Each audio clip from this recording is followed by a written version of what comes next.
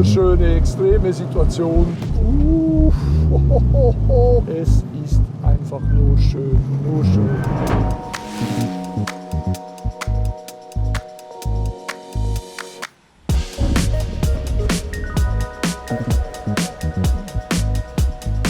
So, jetzt fahren wir eine Guide-Runde, die uns erlaubt, die Strecke so zu fahren, wenn sie klatschnass ist, eigentlich mit normalen Nürburgring-Verhältnissen, kalt, nass, Regen.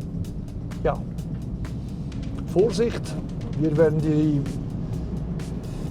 die Streckenführung so machen, dass wir die Ideallinie fahren auf nasser Piste, das heißt, die Bremszonen werden nicht dieselben sein. Wir werden versuchen,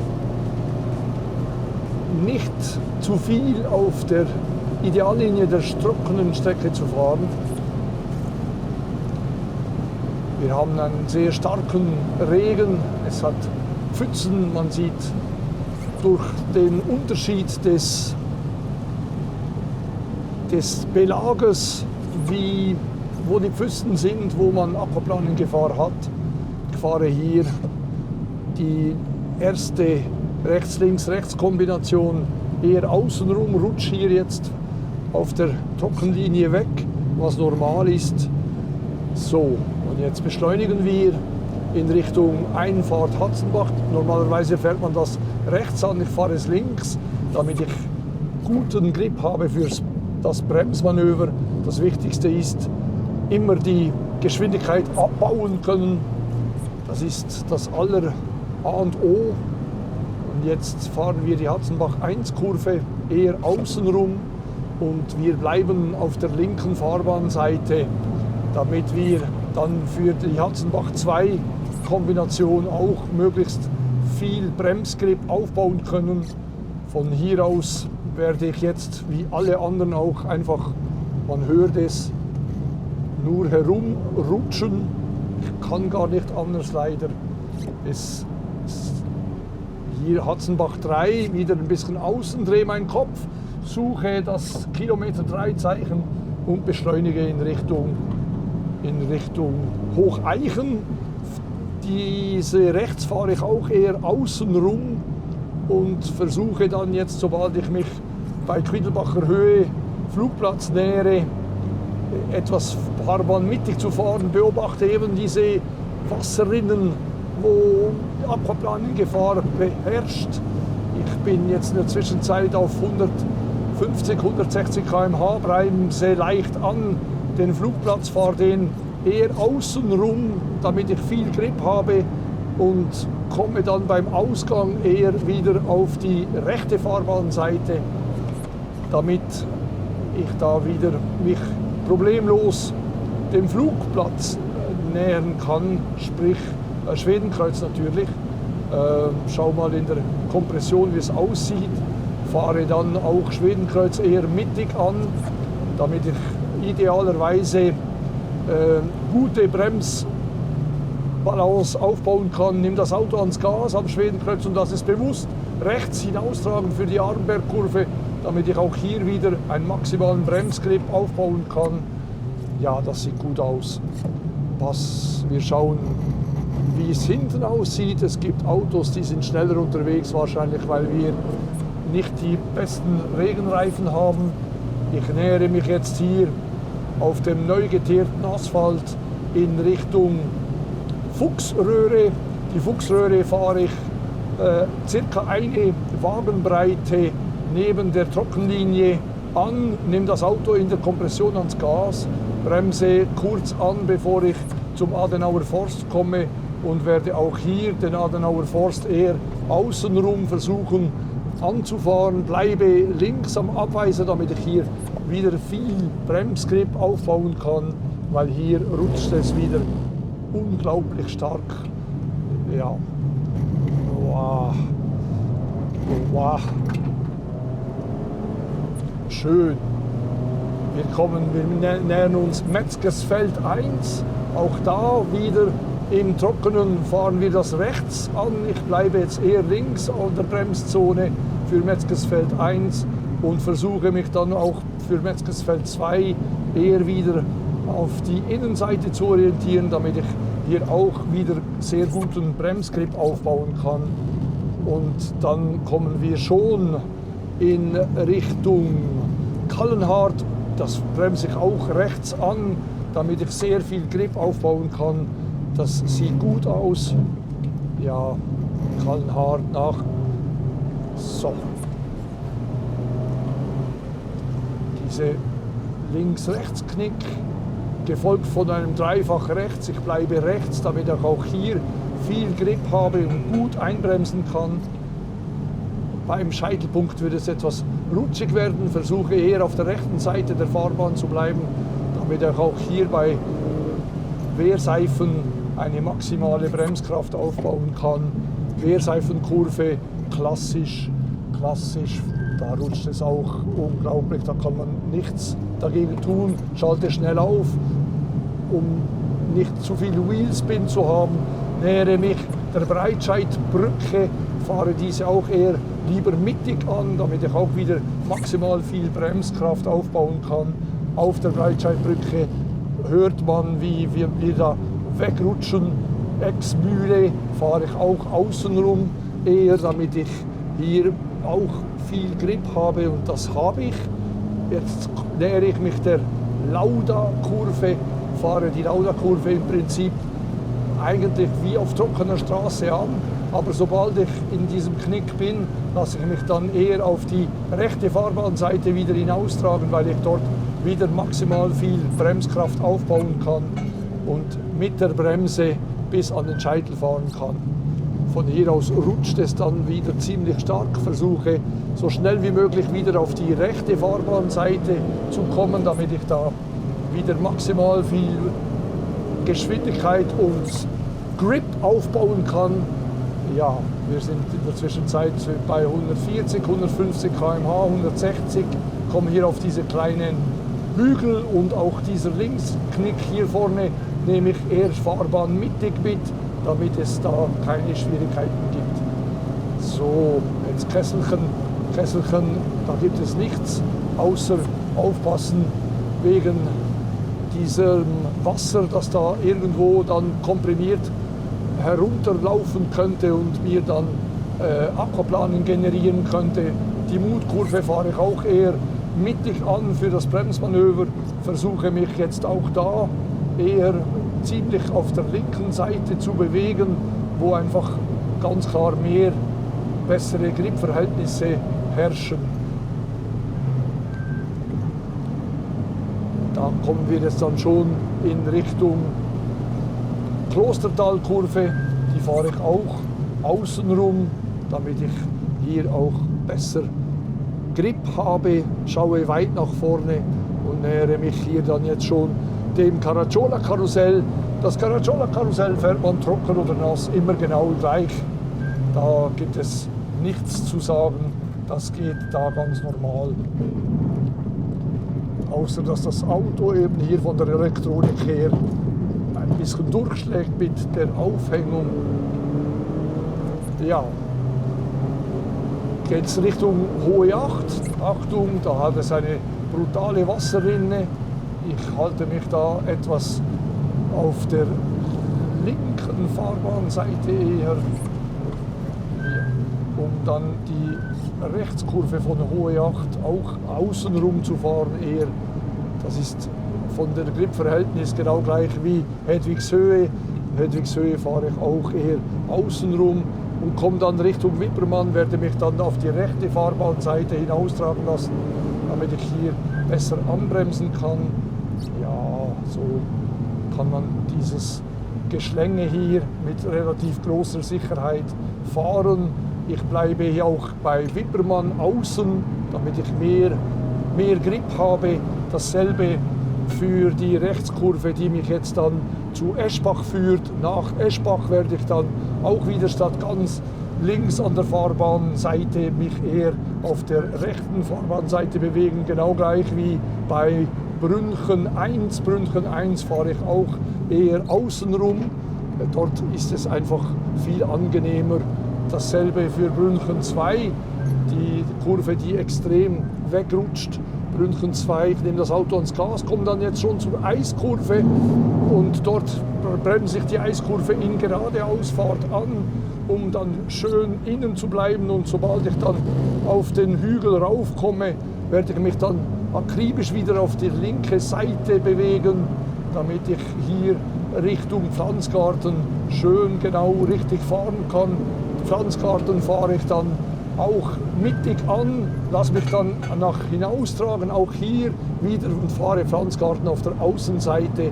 Da habe ich auch viel mehr Grip zur Verfügung. Dasselbe in Grün, mag ich sagen. Wenn wir jetzt da zum Bellof S kommen, eher mittig. Der erste Rechtsknick des Bellof S fahre ich normal, der zweite auch normal, und der dritte halte ich mich dann auch wieder etwas auf der Außenseite und komme dann zu diesem sehr schnellen Rechtskurve, wo ich dann auf der rechten Seite wieder sehr viel Bremsgrip aufbauen kann. Auch hier, statt zu hinterstechen, komme ich auf die linke Fahrbahnseite, um diese 90 Grad Rechtskurve vom Schwalbenschwanz normal zu fahren. Dann bin ich dann schon jetzt hier im kleinen Karussell. Das kleine Karussell, das kann ich ganz normal anfahren. Hingegen auch wenn ich aus dem kleinen Karussell bin, statt links auf der Fahrbahn zu bleiben, fahre ich eher mittig und bremse den Galgenkopf auch eher mittig an, um mehr Bremsgrip zu haben. Lasse mich dann hinaus tragen, respektive rutschen, und fahre die zweite Rechtskurve auch außenrum, damit ich da auch mehr Grip aufbauen kann. Und jetzt kommen wir dann zur Döttinger Höhe, zur Geraden der Döttinger Höhe, wo das Ganze dann jetzt wieder noch einmal durchgespielt werden kann. Ich bin hier mittig auf der Fahrbahn. In der Zwischenzeit fahre ich 190, 200, ja, mit 200 km/h. Im Regen, ich kenne die Reifen dieses Autos ein bisschen zu wenig. Dann nehme ich mir eine Marge, das gehört ja nicht mir, dieses Auto, stabilisiere die Geschwindigkeit ca. auf 180 km/h, um mich da jetzt dem Tiergarten zu nähern. Ja, den fährt man dann Richtung Tiergarten. Hier bei Antoniusbuche komme ich ganz nach links und fahre dann in diese Tiergartenkompression. Schaue immer weit voraus, um zu sehen, wie es aussieht eben mit diesen Aquaplaning-Situationen, die entstehen könnte auf der Nordschleife. Jederzeit bremse jetzt hier auch wieder an für Richtung T13, dieses Rechts-Links-Rechts-Kurvenkombination, wo ich jetzt hier auch wieder komplett wegrutsche. Ich versuche, die Linie beizubehalten, ernähre mich jetzt dann wieder der Einfahrt Nordschleife, bleibe auch hier wieder, damit ich gut bremsen kann, eher links, und ja, man muss das sich einfach über sich ergehen lassen, diese Rutschpartie, das gehört dazu. Komme zum ersten Hatzenbach 1 außenrum, beschleunige beherzt, schaue, wie das aussieht mit den Wasserlachen, und damit ich beim Anbremsen von Hatzenbach 2 keine Schwierigkeiten habe. Hatzenbach 2 eben, wow, da brauche ich die ganze Fahrbahn, damit das Auto schön von links nach rechts herumrutscht, weil man da einfach wirklich nichts anderes machen kann als geduldig warten und nicht zu früh ans Gas nehmen. Mit einem Sanftpfötchen muss das Ganze hier behandelt werden, locker bleiben, ein Lächeln beibehalten und versuchen, das Auto zu spüren, an den Händen, unter den Füßen, auf dem Popometer. Das ist ganz wichtig. Je nässer, je schwieriger die Verhältnisse sind, umso lockerer sollte man am Lenkrad sein, weil wenn man sich verkrampft, verliert man den Dialog mit dem Auto und mit den Reifen, die mir dann jederzeit sagen, wo ich stehe, respektive wo ich hinfahre und ob ich noch überhaupt Kontakt habe mit der Straße, und was ja Voraussetzung ist, damit das nichts passiert. In diesem Sinne nähere ich mich jetzt auch wieder Schwedenkreuz, dass ich dann wieder ziemlich mittig anfahre, stark abbremse, das Auto auf der Kuppe gleich, ob trocken oder nass, ans Gas nehmen will und muss, damit es stabil bleibt, mich nach rechts hinaustragen lasse, weil ich hier einen fantastischen Bremsgrip aufbauen kann. Es ist wirklich fast wie auf dem Trockenen, wenn man da am richtigen Ort herunterbremst, ist man auf der Trockenlinie, dann rutscht man auch beim Bremsen weg und das wird dann gefährlich, weil eine zu hohe Einlenkgeschwindigkeit, sei es in einer Kurve oder in einem Geschlängel, führt immer dazu, dass man Schwierigkeiten bekommt. Man sollte wie immer auf der Rundstrecke langsam in die Kurve rein und schnell raus, was wir jetzt auch hier wieder beim Einfahren in diese Kurvenkombination des Adenauer Forst machen. Ich profitiere hier von diesem Grip beim Bremsen. Ja, wow.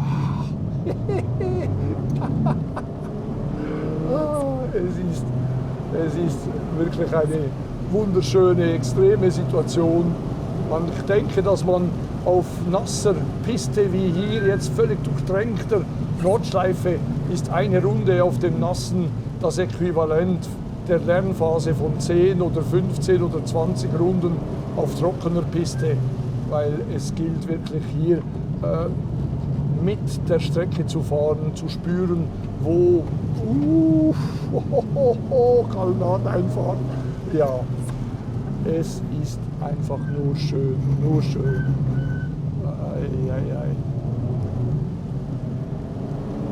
Das Auto jetzt ein wenig zu früh ans Gas genommen, bin fast auf den Abweiser gerutscht, was aber mir erlaubt, es nicht getan zu haben, weil ich diese Sicherheitsmarsche selbstverständlich mit einbeziehe. Beim Guidefahren ist es wichtig, auch selber ist es ganz wichtig, immer die Kontrolle des Autos zu haben, immer mit den Verhältnissen fahren, nie gegen etwas, weil sobald ich mich gegen etwas stemme, dann bin ich auf der Verliererstraße. So rutsche ich jetzt dann mit dem allem zusammen in Richtung Breitscheidbrücke wieder, wo ich voll beschleunige und mich der Breitscheidbrücke nähere, mittig Straße wieder und mich dann auf die linke Fahrbahnseite konzentriere, damit ich stark abbremsen kann. Und ich rutsche und rutsche und rutsche. Und jetzt kommt da wieder die Exmühle-Kurve, die ich von außen her fahre. Es ist so ein beruhigendes Gefühl, wenn man merkt, dass das Auto wirklich den Grip aufbaut, dass man sich da fantastisch wohlfühlen kann.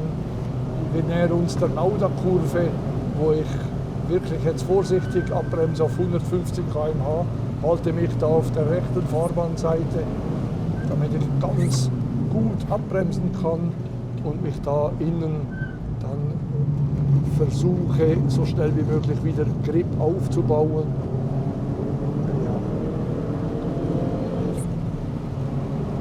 Es ist sehr interessant. Ich darf jetzt hier einen Porsche überholen, der mir da ganz sportlich und fair Platz macht. Finde ich fantastisch. Auch die Ambiente bei uns, bei der Scuderia S7, ist extrem freundschaftlich, extrem fair. Wir hatten überhaupt noch nie wirklich Probleme. Bei uns sind immer nur Gentleman-Driver da, die wollen lernen, die haben nicht dieses ausgeprägte Ego, die sind hier, um mit uns zu teilen, mit uns zu lernen, wie man richtig fahren darf, soll auf der Nordschleife, sei es auf trockener oder auf nasser Fahrbahn, und das dann auch fantastisch, oft sehr fantastisch umsetzen. Wenn ich beobachten darf, wie die Teilnehmer am ersten Tag, wie die sich am Lenkrad verhalten, und am zweiten Tag, das hat nur noch der Name, der Vorname ist dasselbe. Es ist unglaublich die Progression, die ein Mensch innerhalb von 2 Tagen machen kann, sitzend an seinem Lenkrad. Der ist plötzlich fähig, Sachen zu machen, die er sich nicht einmal im Traum hätte vorstellen können, nur weil er eben zuhört und weil er umsetzt, was wir den Leuten versuchen mitzuteilen. Nicht nur versuchen, wir teilen es ihnen auch mit und sie setzen es auch um. Das ist der große Vorteil auch dieses fantastischen Sektionstrainings. Das bringt Sicherheit, man kann üben, weil ohne Übung hat man keine Chance. Jetzt schlägt dann auch wieder die Aufhängung dieses Autos durch, was mir am Herz weh macht. Aber eben ist ein sportlich orientiertes Auto, fantastisch gebaut, erlaubt mir hier gute Geschwindigkeiten zu fahren, auch auf nasser Piste. Ich muss dann jetzt nur aufpassen, dass ich noch genügend Benzin habe, bis ich da zurückfahre. Denn die Konsumation des Kraftstoffes der Autos auf der Nordschleife ist extrem. Auch das Bedürfnis, etwas zu essen und zu trinken bei unseren Teilnehmern. Wir fahren ja viele, viele Stunden am Tag. Das ist Spitzensport, den wir hier betreiben. Und es ist wirklich eine fantastische Sache, mit diesen Leuten hier zusammen auf der Nordschleife diese speziellen Verhältnisse erleben zu dürfen. In der Zwischenzeit bin ich wieder im Wippermann, eines extrem komplizierte, komplexe Passage, wo sehr oft leider Abflüge passieren, weil die Leute ein bisschen zu optimistisch sind. Es gibt so Stellen, die sind einfach auch psychologisch schwierig zu verarbeiten. Man weiß ab und zu nicht mehr, wo man ist. Das ist auch nicht überraschend mit den 21,3 Kilometern und den 73 Kurven, die diese Piste hat und dieses Herauf und Herunter. Ich bin in Brünchen 2. Beim Bremsen bin ich jetzt da weggerutscht, weil der Belag dort auf der ganzen Breite ziemlich abgenutzt ist. Das ist nicht der Fall hier beim Anbremsen der Eiskurve innen, weil da höchst selten jemand durchfährt. Deshalb wähle ich ja auch diese Nasslinie, die ein Maximum an Grip aufbauen kann. Bleibe jetzt dann wieder beim Sprunghügel auf Pflanzgarten eher mittig. Lass mich dann jetzt wieder auf die linke Seite hinaustragen. Da ging es mit allen Vieren einfach nur noch weg. Ja, zum Glück habe ich die Regenlinie ausgewählt, sonst wäre ich jetzt wahrscheinlich nicht mehr auf der Strecke. Das ist eben genau das, wenn man sich selber respektiert und weiß, man hat noch einen Ausweg, dann ist die Wahrscheinlichkeit, dass man die Strecke verlässt, sehr klein. Und das kann man nur erfahren im wahrsten Sinne des Wortes. Da gilt es einfach eine Runde nach der anderen über die Jahre diese Erfahrung zu akquirieren. Und ich glaube, das Wichtigste zum Abschluss ist, dass ich nie vergesse, dass ich Frau Nordschleife, diese 82, 83-jährige Dame, die muss ich immer mein Leben lang siezen. Mit der muss ich immer Respekt zollen, dieser wunderschönen Nordschleife, die mich in den Bann genommen hat für den Rest meines Lebens, von der ich nie genug bekomme. Aber ich bekomme von ihr nie genug, weil ich sie eben respektiere. Ich habe nicht Angst, ich fahre mit Respekt.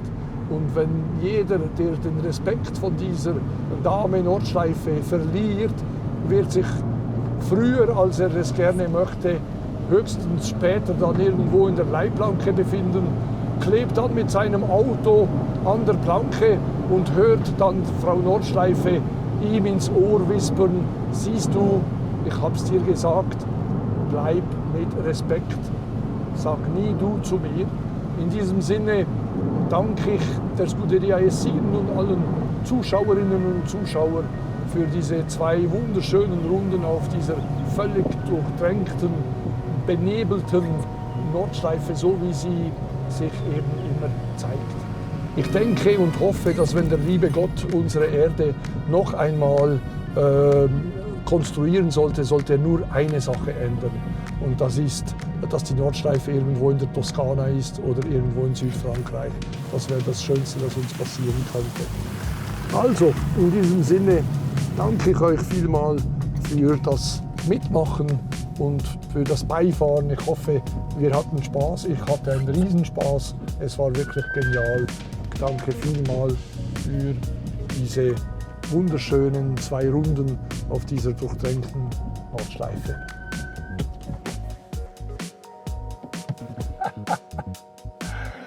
Das war einfach nur toll. Das war nur schön.